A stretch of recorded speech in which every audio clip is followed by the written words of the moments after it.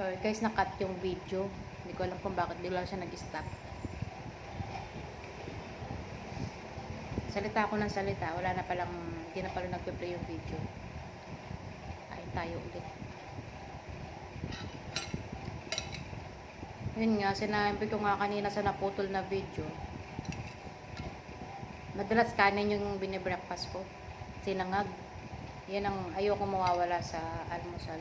Sinangag. Pinaka-paborito ko sinangag, itlog, tuyo. At hindi mawawala yung itlog. Sa almusal, kailangan may itlog. Kasi hindi siya almusal kung walang itlog.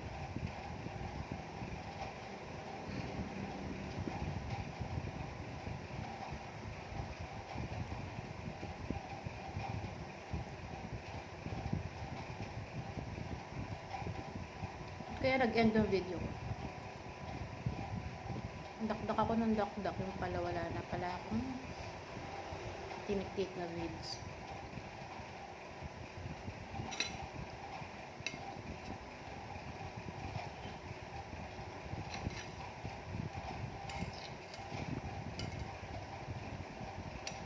Dahil naputol yung video ko, ito yung kinakain ko.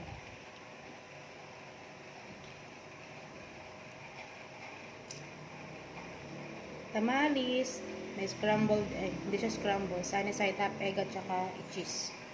Yun lang. Gusto ko sana na magkape, kaya lang, huwag na lang, baka magpalpitate na naman ang person. Nakakatakot. Pag hindi naman nakakatakot yun, kasi sandali lang naman yung palpitation, mawawala din naman agad. Pero parang ayoko na, nakakadala.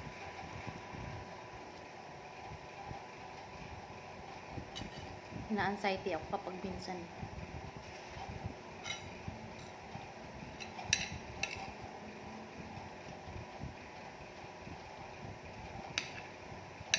Sarap na itong tamales na to. Naalala ko nga yung kapatid ko. Nung isang gabi nagdala siya ng ganito.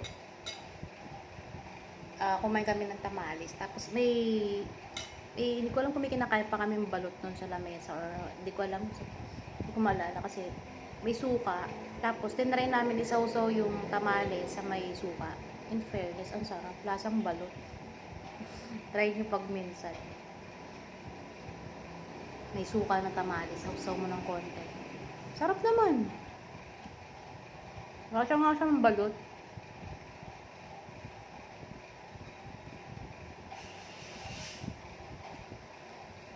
Ang tahimik ng umaga ko dito. Mag-isang kumakain. Tulog po yung mga junakis. Asawa ko na una nang kumain.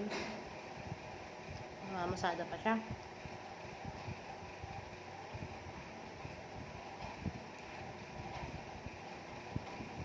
Ako talaga ganito lang kumain. Mabagal lang din. Mas mabagal ngayon kasi nagsasalita ako habang kumakain.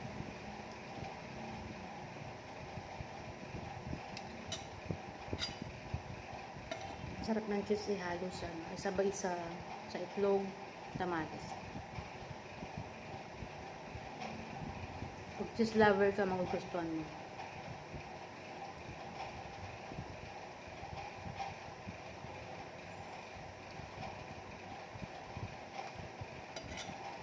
Actually, late na ako nagising ngayon, 7 na. Ay, ginising pala. Kasi wala daw siyang kasabay mag-almusal. Ang ending, mag-isa lang din siyang kumain at late na din ako kumain. Kasi magluluto pa ako, habang nagluluto kasi ako, siya kumakain na siya. Ayun.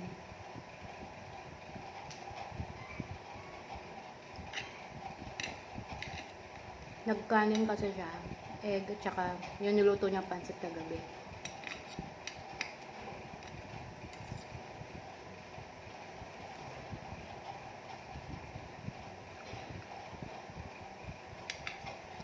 Ang laki ng tamales. Yung ibang tamales, ang liliit lang. Halos puro balat lang. Puro daon na lang ng saging.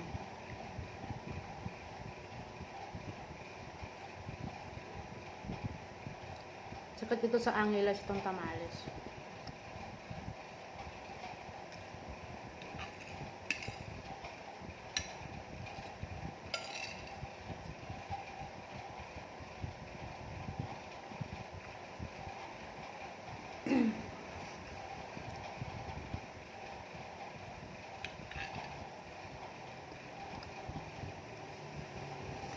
Kayo, anong favorite yung almusal? Ito ko sinangag tuyo. Corn beef na ano. Pinaka-favorite kong corn beef yung mga imported. Okay lang din naman yung ano, yung mga Argentina ganyan. Pero pinakamasarap para sa akin, yung mga galing sa ibang bansa na corn beef.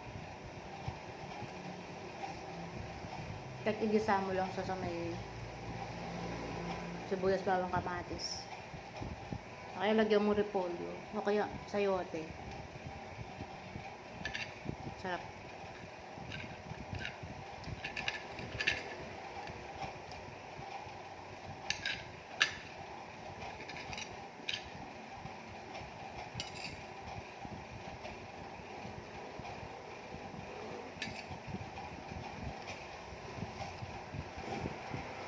Sobrang laki ng tamas, hindi ko pa nakahati. Naubos ko na yung itlog.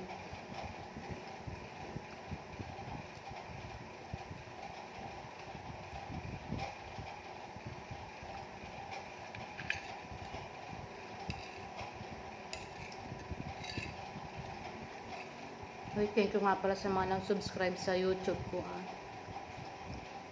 Road to 2,000 na. Kahit na wala naman ako masyadong ganap, wala masyadong video.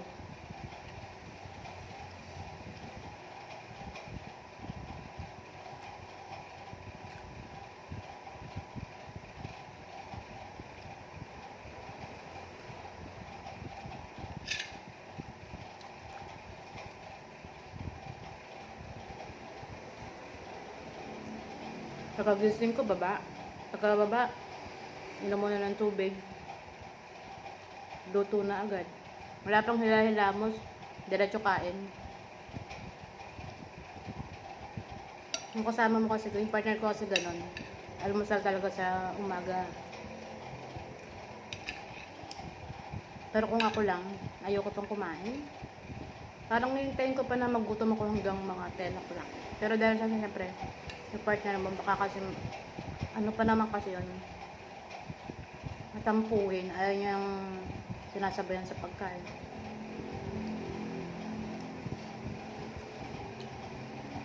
Ano yun, kain na lang dun. Hanggang sa nasanay na ako na mag-almusal lang kada umaga.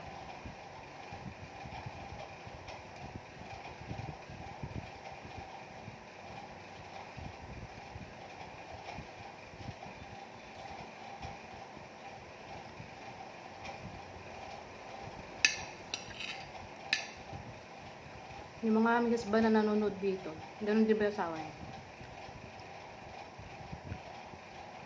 Naiinis sila pag hindi mo sila sinasabayang kumain. Kaya minsan kahit ayaw mong kumain, mapapakain ka.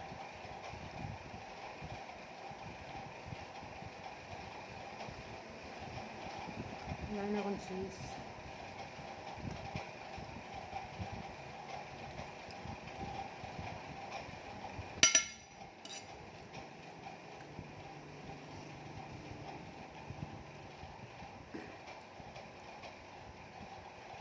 Napansin ko din pala. Literal din pala lagi nakasalapit ng paa ko kapag gusto ko yung kinakain ko. Kung saan na lang siya umaangkat kapag nasasarapan ako sa kinakain ko.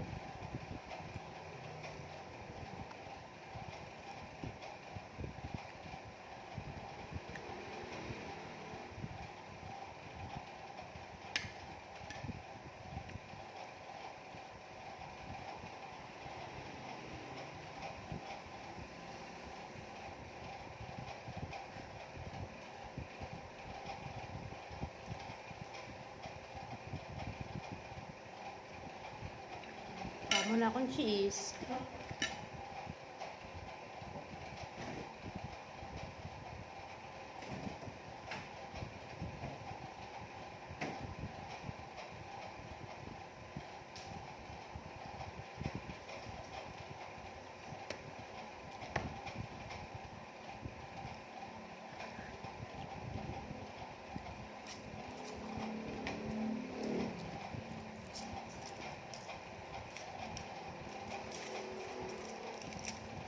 Favorite cheese ng bayan.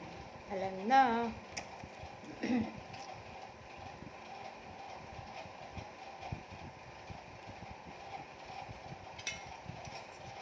Nabitin din ako sa itlog. Feed makakadalawa akong egg nito.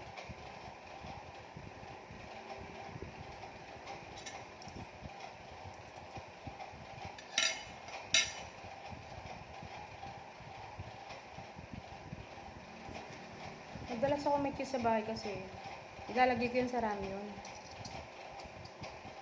Sarap kasi may cheese sa ramen o kaya mayonnaise. Lalagyan mo yung ramen. Sarap.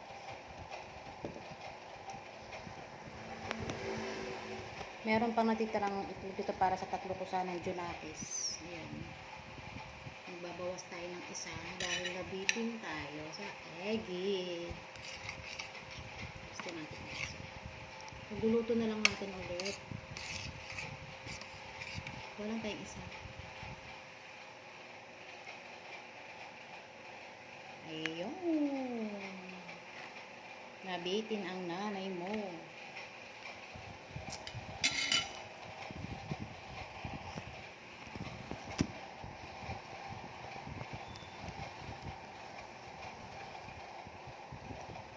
Grabe, nakakataba yung kain ng kain. Pero in moderate pa rin naman. Hindi na kagaya dati na mga siguro nasa I think 30s na edad ko. Wala akong control sa kain. As in, as in lumubo. Wala akong control noon. Wala akong pakialam sa health. Pero ngayon, tumatanda na, nare-realize mo na kailangan mong alagaan ang sarili mo. Huwag yung kung anong gusto mo, kakainin mo. Hanggat gusto mo, isusubo mo, diba? Ngayon hindi na. In moderate na. Nagkakanin pa rin ako. Pero hindi na ganun kadami na kagaya dati na isang pinggan na ganyan. Tapos lagi fast food dati, naalala ko. Pag sinabi kong gusto ko ng ganito, sabi ko bibili naman. Kaya hindi rin maganda minsan na nasusunod lahat ng gusto. Hindi lahat talaga ng sobra hindi maganda.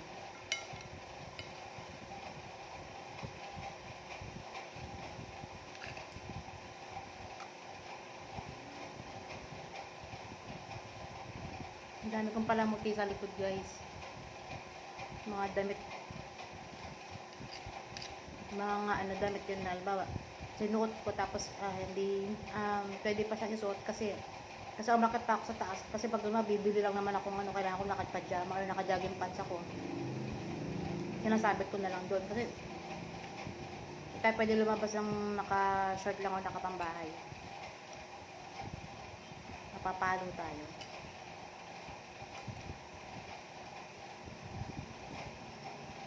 Mister ko rin, mga ginagamit na pagpasada, ganyan sinasabi. Yung long sleeve, sana malaki pa sa taas. Hingal to the max pagbaba.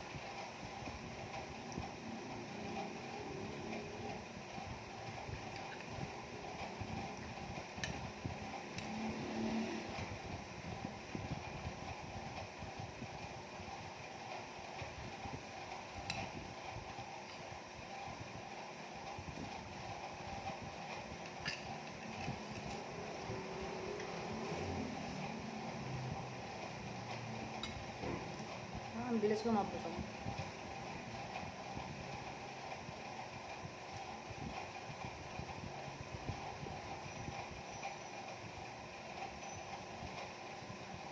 Minsan nakakatulala. Naranasan nyo na rin ba yung nagkakaroon kayo minsan ng panic attack? Alam sana ayokong pag-usapan. Kasi parang minsan nakaka-cause ng anxiety. Pag may bigla ka na lang naisip,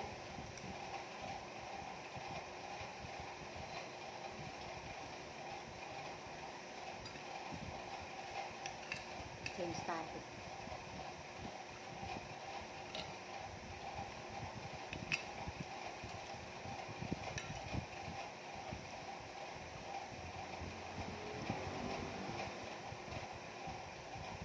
Busog na ako. Parang hindi ko na kaya ubusin.